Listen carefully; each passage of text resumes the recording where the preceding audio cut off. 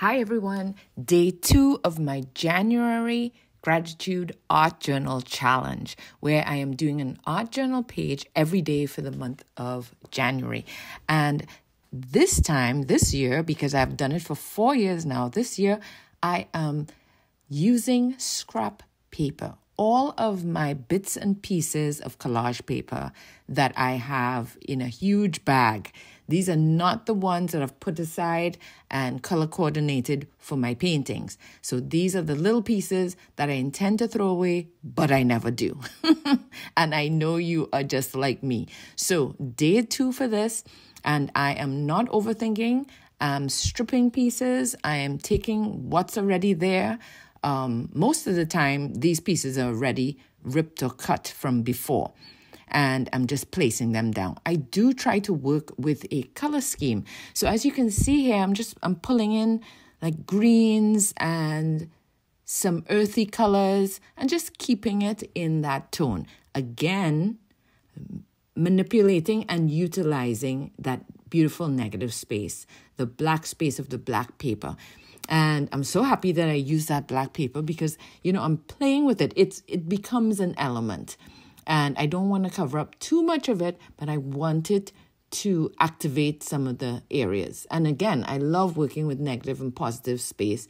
So that's playing out throughout the piece. But when I do something like this, I just try and balance. As you can see, I would have like the pattern paper there, balance on three different areas. So many times it's a repetition of color, it's a repetition of patterns, but it's also contrast.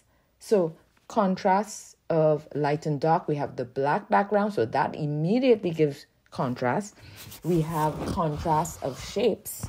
Some are cut, some are torn, some are small, some are large. But as you can see, and I didn't plan this, you just go with the flow. As you can see, majority of the direction is vertical. So the vertical lines going up and down, which gives a very elongated feel. So think about the direction in which you put your papers. It can emphasize certain things if you wanted to. So it feels very elongated, tall, almost like buildings. But it's abstract to me, so I'm just going with that. As you can see, again, contrast is a big deal for me. So even though a lot of it is vertical, I still put a few like smaller pieces horizontal. And many of them repeat. Like the polka dots, I did a little one, kind of a horizontal, kind of rectangle, repeated. It balances it off nicely because it's repeat pattern, but it's also a contrast in the direction. And so I love playing around with that. Then I also have contrast in colors. So I started off with greens. I started off with kind of neutrals. And then I'm giving a little bit of pop of color with that orangey red. Okay, but they all are going nicely together because even in the orangey red, they're not like stark reds or stark oranges. They have some of that earthy tone in it.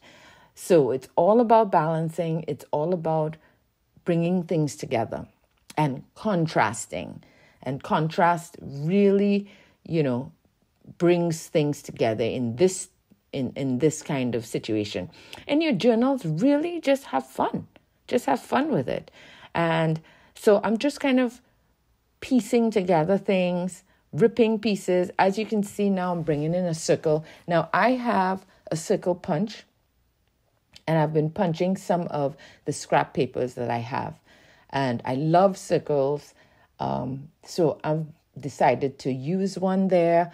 Now with a circle, a circle feels like a sun or a moon. And I love that shape and that motif of the moon. So that comes into my work quite often in my paintings, also in my journals, and that's why I bought a hole punch. I actually have like 3 or 4 in different sizes.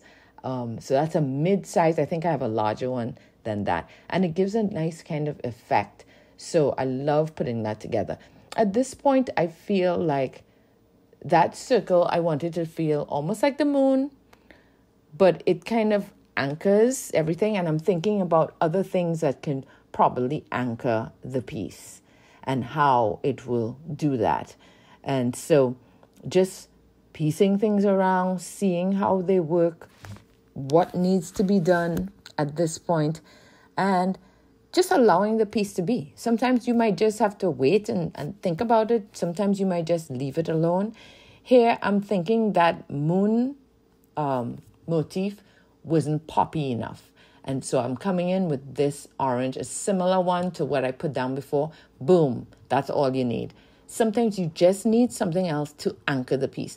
I did find that everything else started to get like busy, and then the red pops, orange pops, worked nicely, but it needs something that wasn't as busy. So it's a circle, but it was a plain color, one color.